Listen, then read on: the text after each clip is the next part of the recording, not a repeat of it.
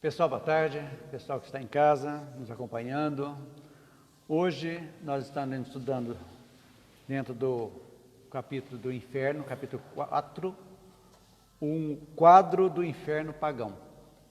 É uma parte histórica e baseada na mitologia grega, mas muito interessante para conhecimento geral, porque a gente vai notar, desde a antiguidade, já esse lugar que nós já vimos aqui, já tinha na ideia das pessoas, se eles fossem bons, como estudamos no céu, no capítulo 3, iriam para o céu, e se fossem maus, iam para o inferno, que é o lugar das tormentas.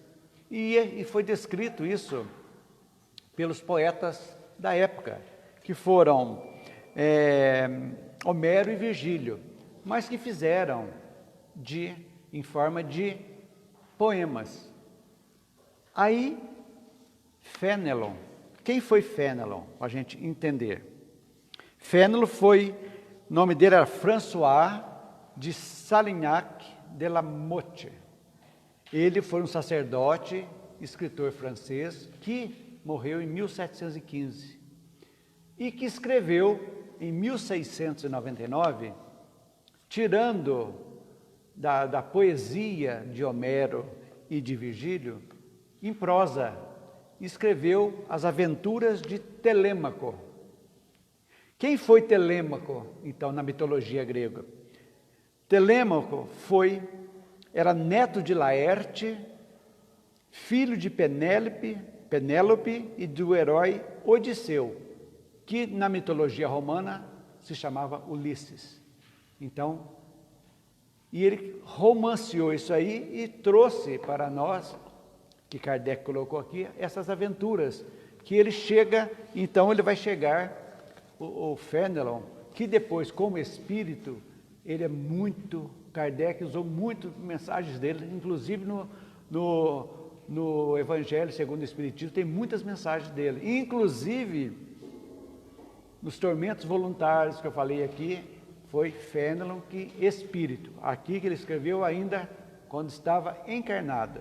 Então, isso é muito interessante a gente saber desses espíritos que depois ajudaram Kardec na codificação, Então, para os que estão em casa nos acompanhando, hoje nós vamos estudar os itens do capítulo 4, itens 9 e 10, ok? Quadro do inferno pagão.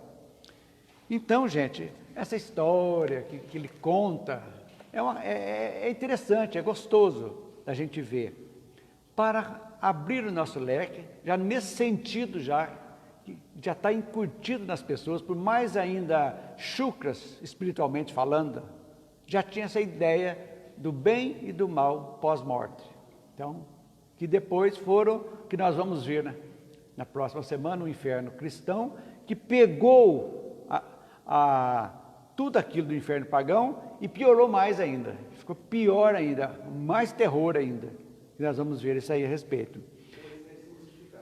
Isso.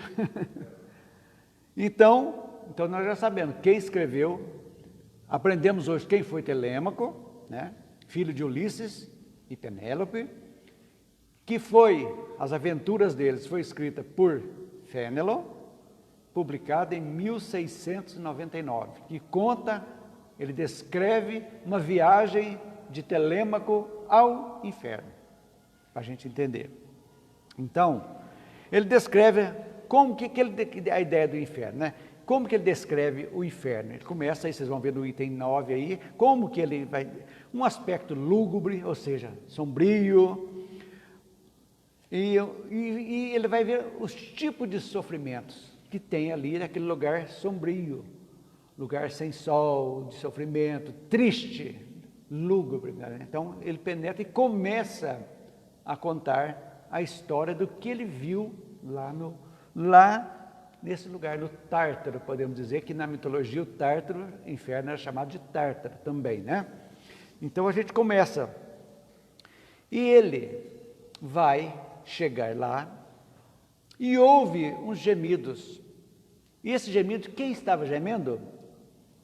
Um rei, o quarto rei da Babilônia, que se chamava Nabofarzã. Ele estava no inferno. Então, ele foi temido, vingativo. Toda essa história, estou resumindo, gente. A hora que vocês lerem aí, vai ficar facinho para vocês entenderem. Eu quero que vocês leiam depois, que eu estou fazendo um resumo para estimular, para vocês... Porque se você pegar direto aqui e não saber essas histórias, fica maçante. Agora, você já sabendo, então, a hora que você chega lá, Nabofarzã, rei da Babilônia, era lá. Todo poder ele teve, glória, vingativo, egoísta. E o que aconteceu? Tem a história dele que ele amava muito a mulher. Vocês vão ver lá, chegando lá. E ela o envenenou. Ele foi morto por ela. E olha que é o costume, né, da época e que eles diziam na mitologia, que quando ele morreu, então, para ajudá-lo, eles matavam um tanto de escravos para ir junto. Para ir junto, enterrava junto com o rei. Os coitadinhos do escravo não tinha nada com a história. E um tanto de escravos eram assassinados também para acompanharem o rei, lá no coisa lá. Então, a honra, mas eu declinava essa honra, eu nunca morreu, não. Então, e mesmo com todo o poder, então, que ele tinha, ele não era feliz. Não era feliz, enquanto encarnado. Depois, foi levado ao inferno junto com seus escravos, que agora se vingavam, o atormentavam também. Eu não queria morrer, eu vim para te ajudar aqui, agora. Então ele estava em sofrimento. Então ele está contando o sofrimento de Nabofarzã. Não esqueça, é um nome desgramado, duro de aprender. Nabofarzã, vocês vão ver aí.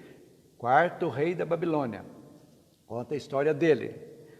Então, e ele quando ele encara o Nabofarzã, ele chega, né?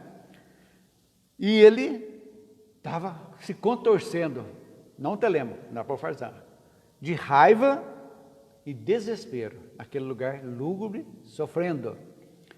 E aprofundando-se no inferno, ele foi andando, ele foi conhecendo, entrando no Tártaro, foi conhecendo, foi descendo. Tudo isso vocês vão acompanhando aí depois para vocês lerem. Então, ele avista um grande número de homens, numerosos homens, que viveram nas mais baixas condições, mas tentaram a vida fácil e por isso foram punidos. Pessoas normais. O que é vida fácil? Usufruindo de tudo aquilo de modo irregular. Então morreram também, estavam reis, escravos e também pessoas dessas de vida fácil, que vocês vão ver aí, sofrendo em sofrimento. De certo modo, isso aí quer dizer assim, depois que morreu, não existe mais rei, não existe mais escravo, estava todo mundo na Isso, o mesmo barco. Tanto é que os servos começaram a falar rei, porque já não Exato. Aí vocês vão ver que os castigos eram individuais, que se aproxima muito da nossa lei de causa e efeito de hoje, porque eu sou responsável pelos meus atos, você pelos seus atos, cada um responsável por seus atos. E nós vamos quitar os que são de nossa responsabilidade. Então, aí o sentido que a gente vai entender quando Kardec diz que o céu e o inferno são estados de consciência, é exatamente por isso. Que às vezes nós criamos dentro de nós situações infernais e situações celestiais, dependendo daquilo, né? Que vão formar o nosso padrão vibratório. Então, todo aquele momento de raiva, de ira, que você tem gana de matar alguém, de coisar alguém, é o inferno. Que você está despejando a sua negatividade e está em sofrimento, misturando todas as suas emoções. É isso que é interessante a gente entender. Então, mas é importante a gente saber também que tudo isso foi colocado lá dentro, lá atrás, já colocando essas ideias para no momento certo, que ocorreu no final do século XIX, exatamente para desmistificar tudo isso aí, todas essas coisas que aprisionavam o homem na terra, não deixava a pessoa evoluir. Por quê? Ah, eu já matei um, vou para o inferno mesmo? Então, se eu matar 1, 2, 3 ou 4, para baixo do inferno eu não vou. Então, a pessoa, eu já falhei, já roubei, já fiz isso aqui. Então, se eu roubei 1, eu vou para o inferno, eu vou roubar milhões também. É assim que funciona, né?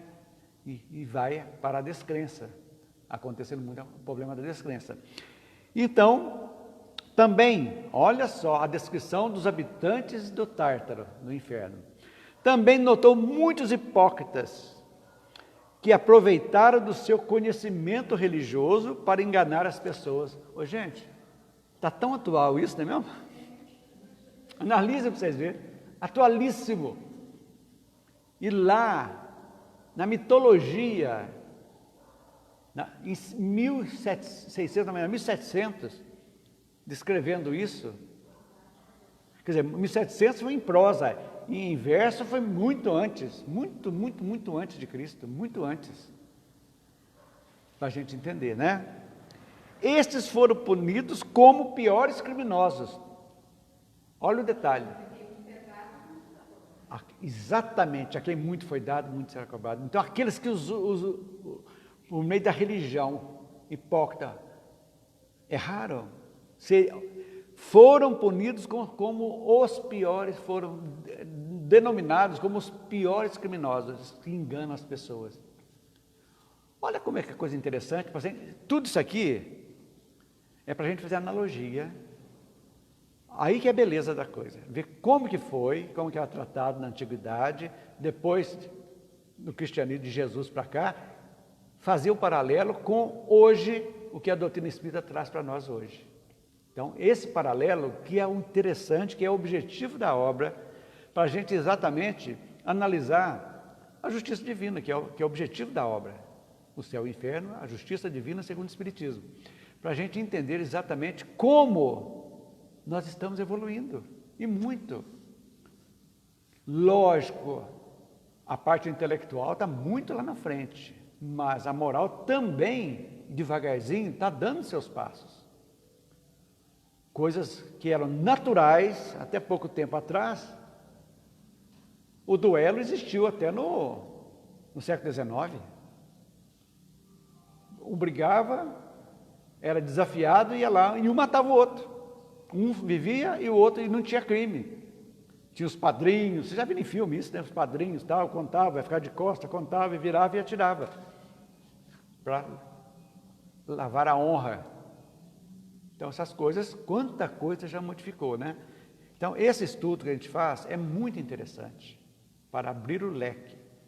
Nós precisamos nos instruirmos, principalmente na doutrina, que a base moral nossa, evolutiva, a doutrina espírita condensa tudo aquilo que nós precisamos. Lógico, a base da doutrina é o Evangelho, não tenha dúvida. Jesus já falou, o Consolador prometido viria na época certa para esclarecer aquilo que ele não podia, não tinha condições de esclarecer naquele momento. Exatamente isso. Estamos nessa caminhada. Então, Telêmaco está indo. Ao lado desses, dos hipócritas, apareceram outros que se julgam sem culpa, mas são ingratos, mentirosos e aduladores, e que levantaram o falso testemunho prejudicando inocentes. Olha a beleza do texto, gente, pela antiguidade que tem. Vamos trazer para a época de hoje. Continua atual. Continua atual. Falso testemunho, mentirosos, aduladores e ingratos. Seguindo, isso aí está tudo dentro do item 10, que vocês vão lendo aí. Eu estou resumindo para a gente seguindo, para ficar facinho para vocês lerem depois. Continuando sua viagem, Telêmaco continuou, está passeando no inferno, segundo a mitologia. Está lá, andando e contando. Então, o que ele via, ele trazia, estava contando, né? Que o Fénelon colocou em prosa para isso aí. Deparou com um tribunal composto com 3 juízes. Vocês vão ver isso aí, lá na frente vão ter aqui. Se não me engano, Está lá no meu aqui, está na página 29. Isso, lá no Telêmaco, juízes que estavam sentados, no último parágrafo. Então, composto por 3 juízes, e perguntou qual o crime do réu. Quer dizer, eles estavam sendo julgados. Os 3 juízes estavam julgando alguém. O homem se achava inocente, sendo pessoa boa e cumpridora dos seus deveres, o réu. Um juiz responde que o homem havia faltado com a humildade. Era isso que um juiz falou, você faltou com a humildade. Será que sacou isso e estava no inferno? Vamos ver. Se achava autossuficiente e faltou para com amor aos deuses.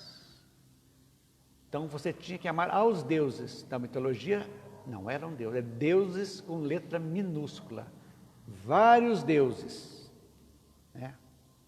Que tinha Zeus e toda aquela Hércules, toda aquela da mitologia grega, né? Esse réu viu então toda a verdade da sua existência. Que verdade é essa? Compreendendo que alterou as virtudes de acordo com a sua vontade, agora ele mesmo se castigava. O que a gente pode tirar como exemplo daqui? Que a nossa consciência é o nosso maior juiz. Trazendo para os dias atuais, né? A nossa consciência é o nosso juiz. Então, quando Kardec perguntou aos espíritos onde estava, né? Onde está Deus? Dentro de você. E as leis de Deus?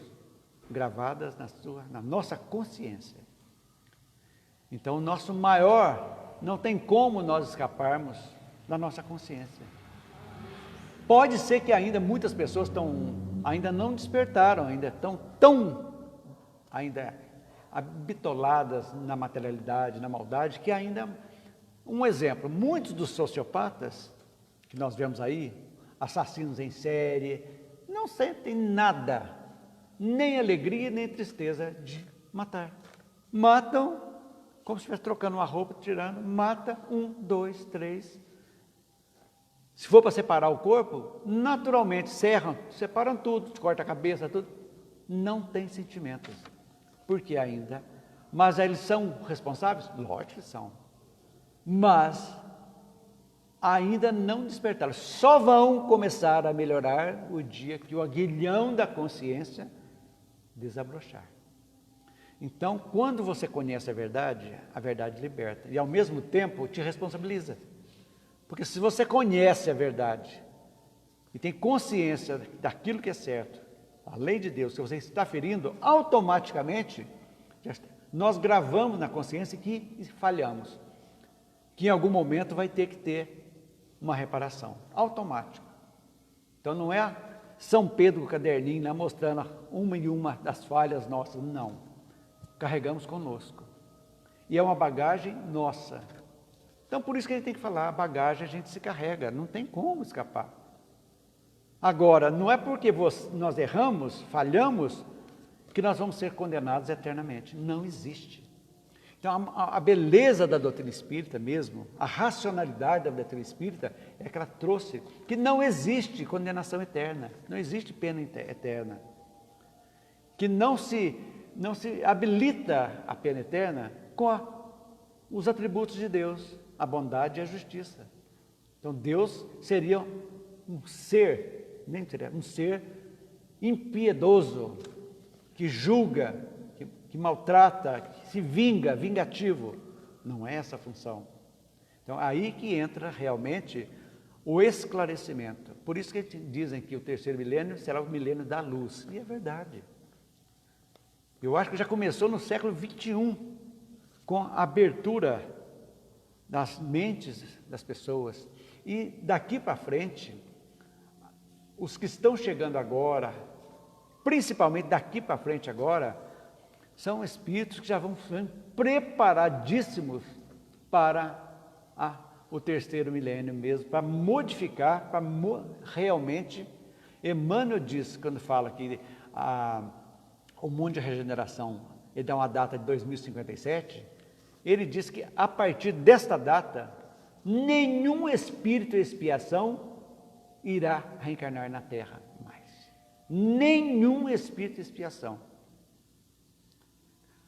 Onde vamos deduzir que todos aqueles sofrimentos que poderão existir serão provações, que é objetivo de evolução. Então, nós temos praticamente 30 e poucos anos, né? Nesses 30 e poucos anos, quem está nascendo hoje vai estar com 35 anos, 36 anos, que serão os governantes. Agora, essa melhora já está começando. A espiritualidade já trouxe para nós que esses espíritos que não têm mais, que tiveram a sua chance e não aproveitaram, já estão sendo retirados da Terra. Mas aqueles ainda que estavam daqui, olha, isso é muito importante, desencarnaram. Vamos supor, eu sou uma pessoa empedernida, ruim, mas com a morte, a hora que eu abro os olhos de lá, eu me mostro profundamente arrependido.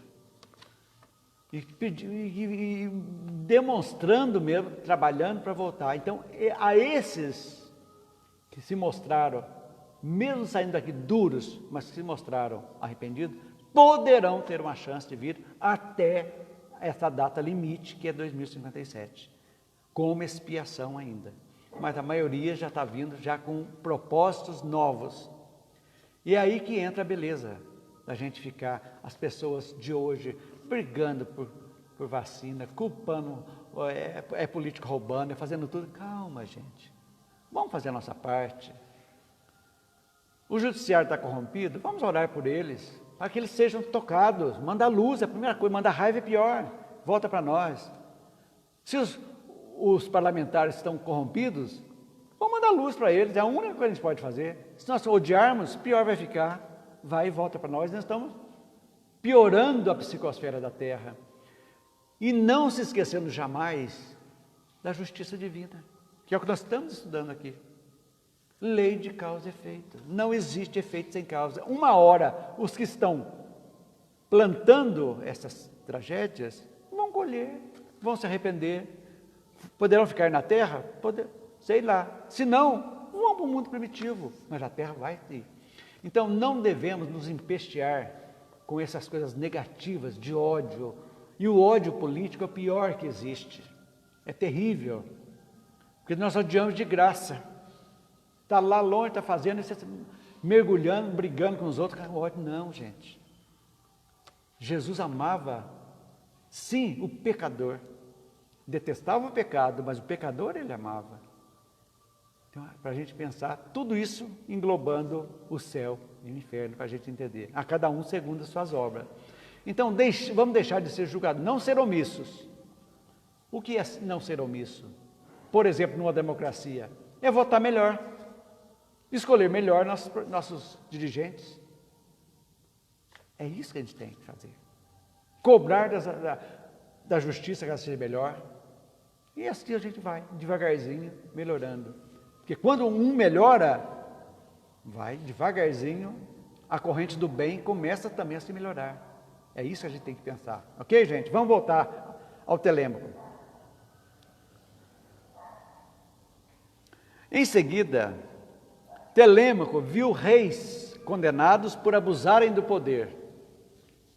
Abusarem do poder. O que você já está atual ou não está? Só que em vez de rei tem outros, né? Vamos lá. Era mostrado a eles os atos de atrocidade que cometeram. Olha, interessantíssimo isso aí. É a tela mental deles, que hoje o Espiritismo explica, mostrando aquilo gravado, o que vocês fizeram. Seguindo. A falta de respeito e compaixão por aqueles com os quais deveriam proteger. Viam-se em um espelho que lhes revelava a sua monstruosidade. Por quê? Vocês já viram aqueles espíritos endurecidos que modificam-se e têm aparência até de bicho? Que André Luiz traz para nós, explica tudo. A licantropia, né, que vão até voltar o perispírito a ter a aparência ovoide, sem nada, que vai jogando, vai entranhando aquela negatividade. É exatamente isso. As pessoas vão perdendo a forma perispiritual, consegue fazer isso aí. Ao mesmo tempo, outro espelho lhes mostrava como pensavam que eram, pela imagem criada dos seus bajuladores. Olha que legal, gente. Já pensou? Um espelho mostrando a realidade, o cara mal tudo, e o outro, a imagem que os bajuladores faziam. Eu falo que se os governantes precisavam olhar muito os opositores, ouvir muitos opositores, porque o inimigo fala de você aquilo que você não quer ver. Quando você tem uma pessoa que não gosta de você, ele vai te falar as suas negatividades, ele vai apontar: pão duro, desonesto, vergonha. É isso que acontece. Oi? Tudo bem. Fica à vontade. Essas realidades opostas eram um suplício para as suas personalidades vaidosas. No Tártaro foram entregues àqueles a quem fizeram sofrer. Quer dizer, estavam lá. O que é os espíritos obsessores? Os vingadores, que hoje tem, que ficam esperando as pessoas que quando desencarna, aqueles que, para obsediar. O Espiritismo já explicando que muita coisa daqui então já tinha um fundamento que a doutrina trouxe, né? São castigados pela lembrança de suas próprias faltas. Então, isso é interessantíssimo a gente entender, essa viagem que Telêmaco fez. Então, estamos perguntando, tudo isso está narrando uma viagem Ao inferno.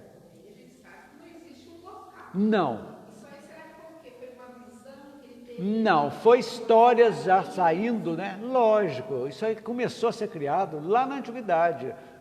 O trovão, o Deus trovão, aquele que castigava, que mandava secas.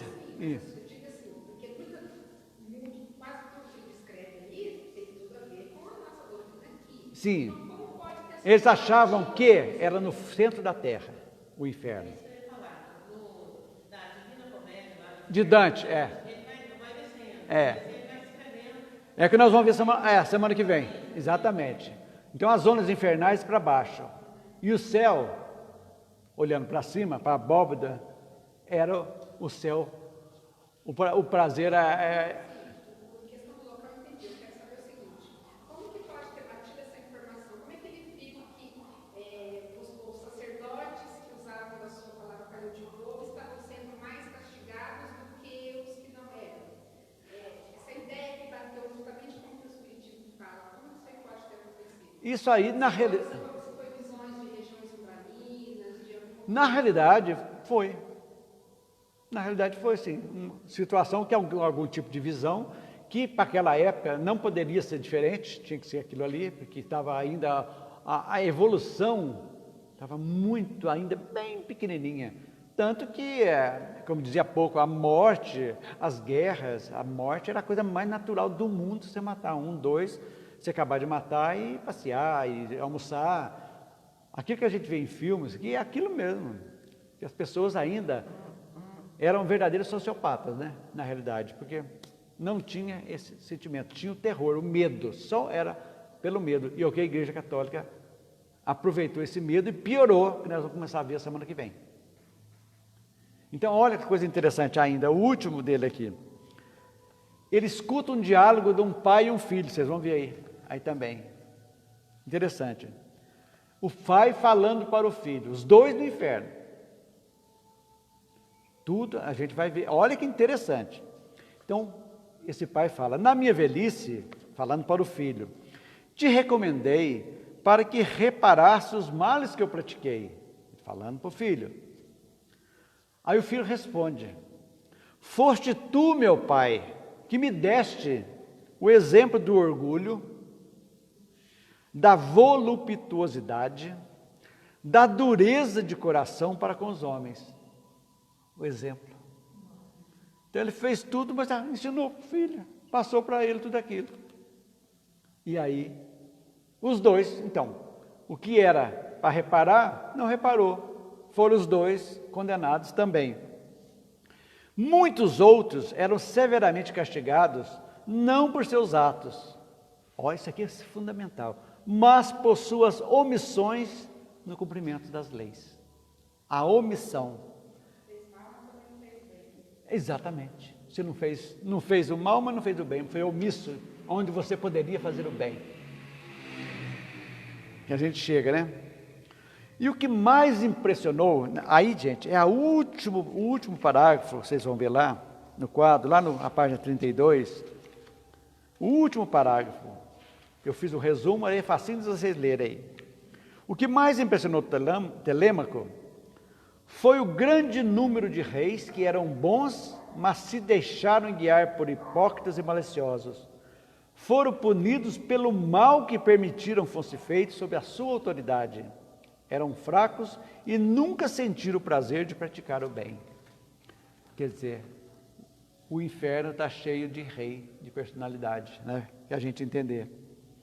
Então, esse é o resumo simples que eu trouxe para vocês, porque aqui ele vai entrar em detalhes. Aonde ele foi lá, para vocês verem, por exemplo, na parte 31, ele diz lá, e percebeu rostos pálidos, horrorosos e consternados, uma tristeza negra ronda esses criminosos, lá no segundo parágrafo.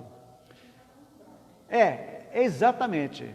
O primeiro parágrafo, são ouvidos gemerem nessas profundas trevas, onde não podem ver senão os insultos, as roubarias que têm que sofrer. Então, é a descrição minuciosa, aqui nessas páginas, minuciosas do inferno, segundo a mitologia grega.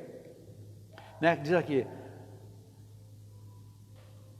eles têm horror de si mesmos e não podem livrar-se desse horror, não mais do que a sua própria natureza. Não tem necessidade de outro castigo para as suas faltas, além das suas próprias faltas. Veem-nas as suas faltas sem cessar, em toda a sua enormidade. Apresentam-se a eles como espectros horríveis e os perseguem. Então, gente, isso aí nada mais é, para nós espírita hoje, o nosso umbral, que passamos por lá, aqueles que têm necessidade, não como eternidade. Passarmos lá para ficarmos eternos sofrendo. Não, é um período de reajuste, de tomar fôlego, conscientização, abertura dos olhos, verificar por que estamos aqui e seguirmos adiante. E o exemplo pálido do umbral, quem assistiu o filme de Nosso Lar, viu aquele lá. Um exemplo pálido, não é aquele exemplo de que em zonas umbralinas, por exemplo, que André Luiz fala no livro Libertação, quando ele vai libertar Gregório, é terrível, são cidades mesmo, lúgubres, aquela coisa feia, horrível, cidades como existe aqui, em zonas terríveis. Quando você vê a descrição do Vale dos Suicidas, por exemplo, terrível, do Vale do Sexo, que fala também muitos aqui, são situações degradantes.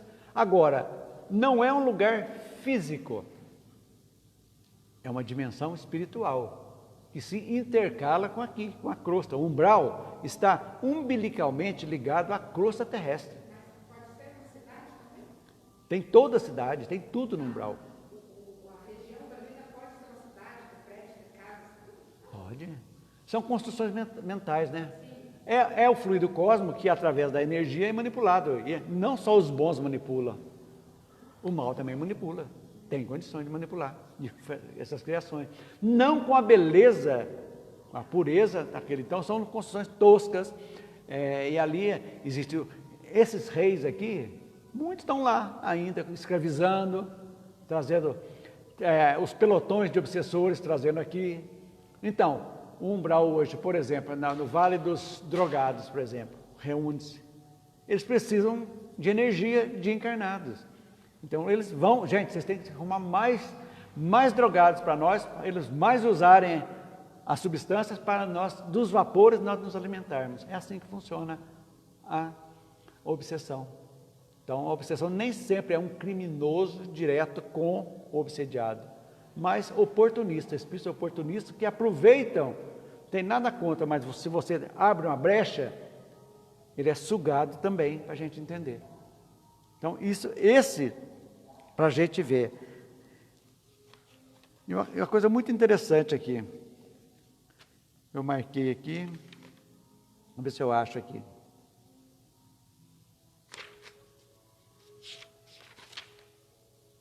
O que mais que eu posso dizer aqui? É isso mesmo. Telêmaco descreve plebeus e nobres em várias situações de sofrimento. Então, nós vamos fazer um resumo agora para a gente entender aqui o que é o inferno pagão. Isso não está no livro. Qual o tipo de pena que a pessoa tem no inferno pagão? Suplícios individuais. São individualizados. Cada um tem o seu individuais, de acordo com os males praticados. Sendo que no inferno cristão, vocês vão ver que é pena eterna e ardendo de fogo eterno, todo mundo. No inferno pagão, podia ser derramar água lá como é que chamava as meninas lá? A Denaides? Esqueci. A roda de Axon, né?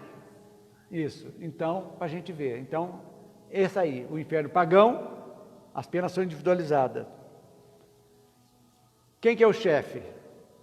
Plutão, vocês lembram? O chefe. Nós estudamos lá no governador do inferno, que no nome grego é Hades, com H, Hades. E Plutão, nome romano, era o chefe, que só se limitava ele não era ruim não, ele só governava, tomava conta do Tártaro, que é o inferno. Seu sombrio império só tomava conta, não exigia nada, estava lá e tomava conta. Já o nosso, o Satã, ele instiga, não só os que estão lá, como os encarnados também, a praticar o mal, o demônio, né? É diferente. Então, como que descrevia, então? O céu, que se chamava Campos Elíseos, que nós vimos, né? Lá quando estudamos o céu, na mitologia, Campos Elíseos, Érebo e Tártaro. Érebo é o inferno, mais ou menos, e o Tártaro, o inferno bravo. Os habitantes dos Campos Elíseos não se compraziam em ver suplício do Tártaro. E já no inferno cristão, os anjos iam lá abrir a caldeira para ver quem estava lá. E achando gostoso ver os outros sofrerem. Gente, por isso que o inferno cristão foi pior do que o outro, né? Então, agora vamos fazer umas perguntinhas para a gente segurar bem que nós vimos isso aqui. Vamos lá. Perguntando, vocês acham que dá para ler agora já entendendo isso rapidinho? Porque se eu fosse, eu podia fazer uma por uma isso aqui, mas se eu fosse escrever um por um aqui, todo mundo estava dormindo. Porque ainda, então eu queria fazer um resumo, que depois, quem quiser depois acompanhar depois o resumo, acessa o Facebook do centro ou o YouTube, vai ver lá e vai vendo isso, tudo isso que nós conseguimos. Oi? Não, eu falando, né? Não, está gravado, né? Então. Mas e a fonte? Não, tudo aí. Daqui que você tirou? Tudo aí. Eu fiz esse resumo exatamente para ficar mais fácil você ler aí e entender tudo que está falando, porque aí ele entra com minúcias, como eu fiz agora. Ele vai descrever como que era o Tártaro, a aparência das pessoas que estavam lá, tudo. Eu achei isso aqui, cada um vai ler e estudar depois. Eu fiz um resumo para mostrar essa viagem dele resumida para a pessoa, mas é muito importante ler depois o item 9 e 10. Ok? Vamos ver lá. Em que se constituiu o castigo de Damofarzã? Nós já vimos aqui. Aí as respostas, vocês vão achar lá. No livro, está aí a resposta. Telêmaco viu então semblantes pálidos, consternados e hediondos. Agora aqui já está mostrando. é que uma tristeza negra corrói esses criminosos. Eles têm horror de si mesmos e não podem livrar-se desse horror, como se ele pertencesse à sua própria natureza. Não necessitam, assim, de outro castigo para suas faltas do que as suas próprias faltas, que vêm sem cessar em toda a sua enormidade. Quer dizer, aquilo vai castigando a gente.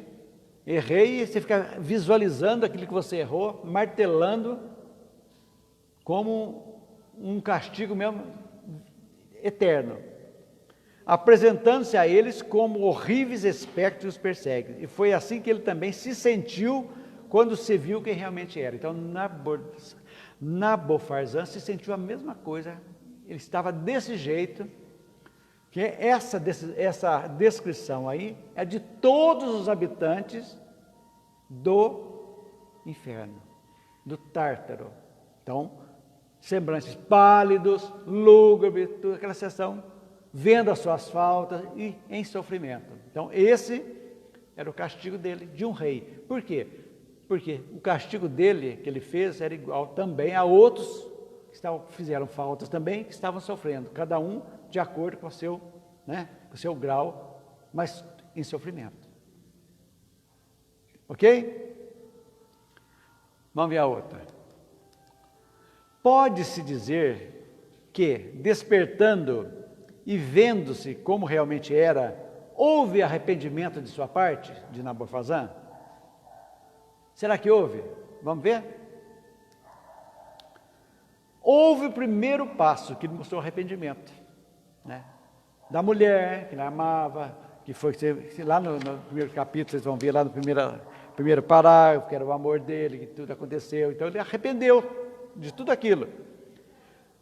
Pois, constatando e reconhecendo seus erros, deu-se conta de quanto havia sido equivocado, desejando ardentemente ter agido de maneira diversa. Quando vocês verem isso aí, vocês vão ver que tudo aí vai mostrar o arrependimento dele. Porque ele está sofrendo, é aí que vem o problema, de todos nós. Porque se eu tivesse feito isso, eu não tinha daqui. Então a nossa cobrança hoje, mas não adianta ficar só na cobrança. Mas já foi. O que eu posso fazer para melhorar agora? É aí que a gente tem que pensar. Porque senão perde todo o sentido da vida. Gente, só de pensar, ter certeza que não existe penas eternas, é uma bênção para nós. Uma bênção que nós vamos ter oportunidade de voltar num outro corpo, seja ele masculino ou feminino, não interessa. Que vamos ter essa oportunidade de vir, de conviver, para perdoar, para tolerar, para pedir perdão, mesmo esquecendo, mas tendo as reminiscências, Como se demonstram as reminiscências do passado? Antipatias e simpatias. Que numa mesma família, vocês vê pessoas que têm pai que tem antipatia pelo filho, em detrimento de outro, e vice-versa, e vão, então aí, o que é isso aí? É por acaso? Não é acaso. Tudo tem uma razão de ser. É isso que a gente tem que pensar sempre. Senão, a vida não tem sentido. Então, esse ânimo, ao mesmo tempo que nós temos essa certeza que vamos voltar para nos melhorarmos, nos dá também a oportunidade de, por que não agora, que a gente tem conhecimento? Mas eu estou muito velho, não consigo. Que é isso? Isso aqui é uma pausa rapidinha, que vai passar muito rapidamente a encarnação, 90, 95, 100 anos, muito rápido. Então, todo tempo é tempo. Toda oportunidade é oportunidade de botar um ponto final e começar uma outra frase, um outro parágrafo da nossa vida. É assim que tem que ser. É isso que a doutrina mostra para nós. Quando nós voltamos ao passado e vemos isso aqui, que nós vivemos nessa época, nós vivemos lá na Idade Média, na Idade Antiga, nós fizemos as maiores atrocidades do mundo, sofremos as maiores atrocidades, e estamos aqui. Senão, nós estaríamos lá no Tártaro até hoje, sofrendo.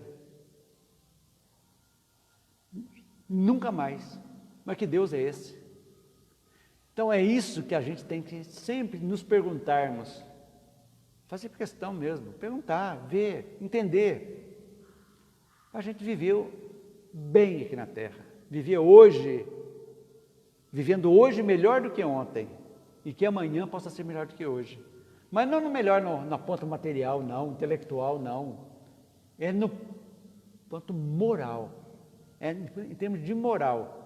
E a moral é a do Cristo, não tem outra. Que a gente segue piamente a doutrina.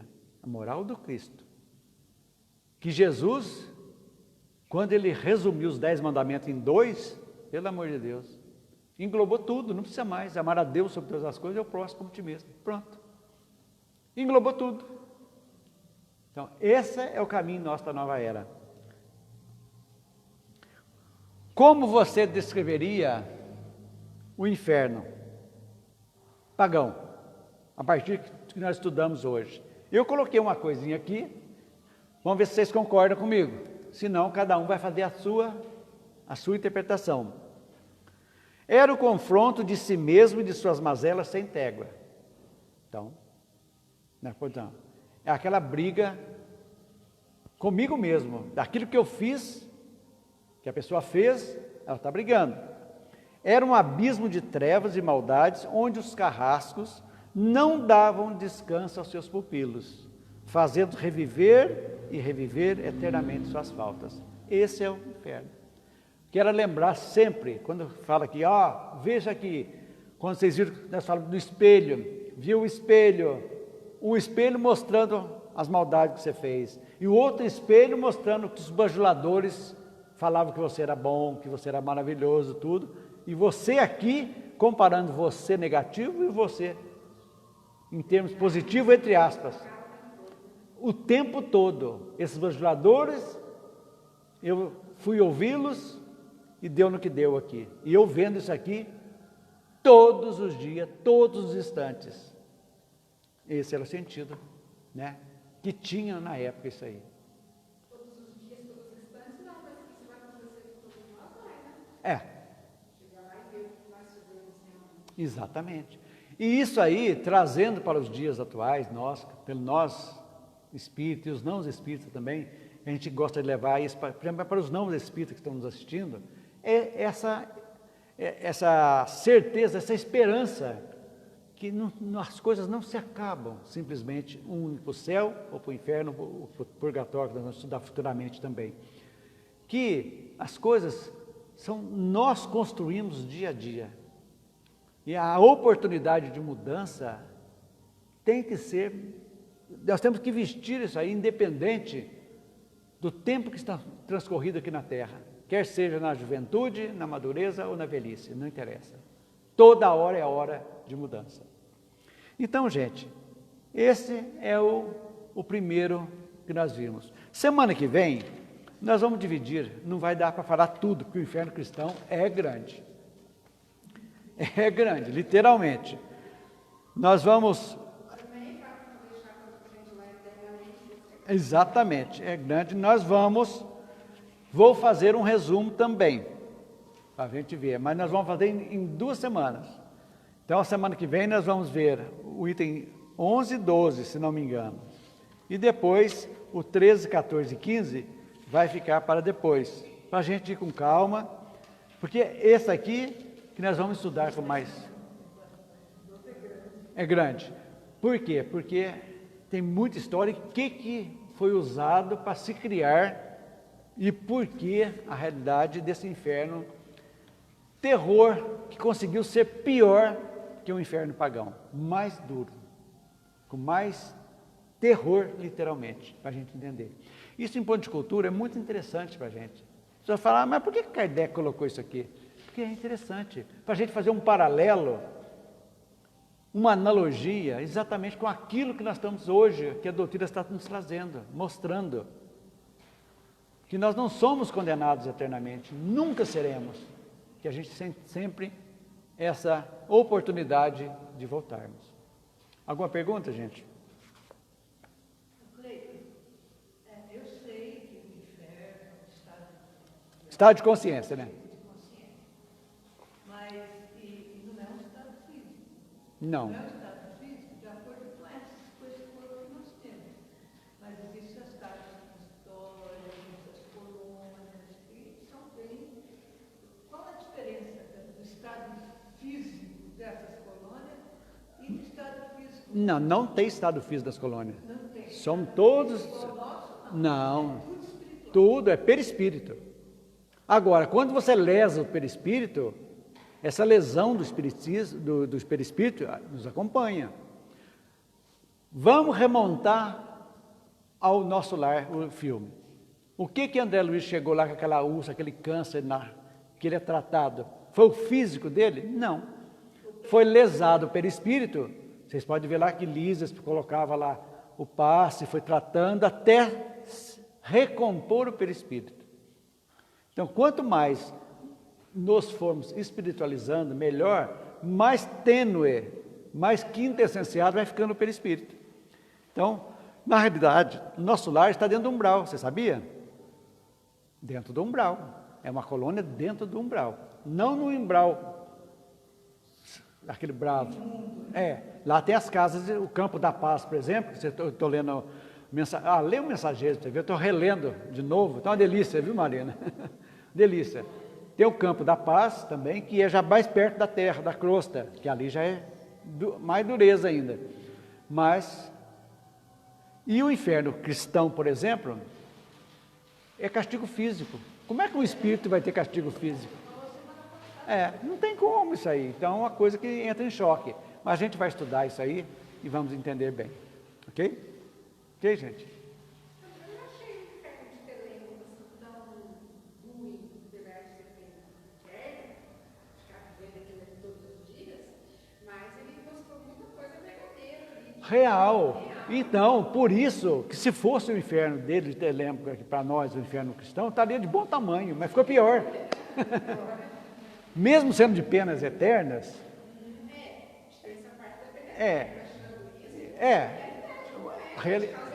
Exatamente. Só um pecava pela eternidade das penas, né? Agora, o inferno cristão, além disso, deu uma vírgula e acrescentou mais as caldeiras ferventes lá e os anjos, e os anjos lá visitando. E o demônio que sai do inferno e vem tentar na terra. Também é a criação do inferno. Tá? Está aí os demônios todos aí nos cutucando com o tridente, né? Ok, gente? Então vamos encerrar. Vamos fechar nossos olhos, soltar nossos ombros, respirar profundamente. Você que está em casa, faça a mesma coisa. Sinta a energia desse ar puro, bom, que está sendo colocado pela espiritualidade, colocando energias boas, para que quando inspirarmos, possamos estar refeitos, reequilibrados, e que nesse instante, a espiritualidade está frutificando as águas que iremos tomar, aqui, como também nos seus lares, e está depositando em nossa cabeça um passe espiritual, que essa energia possa adentrar por todo o nosso ser, nos tranquilizando, nos fortalecendo e, sobretudo, despertando cada vez mais a nossa esperança e a nossa confiança em Deus. Que assim seja. A todos uma boa tarde e até a próxima semana, se Deus quiser.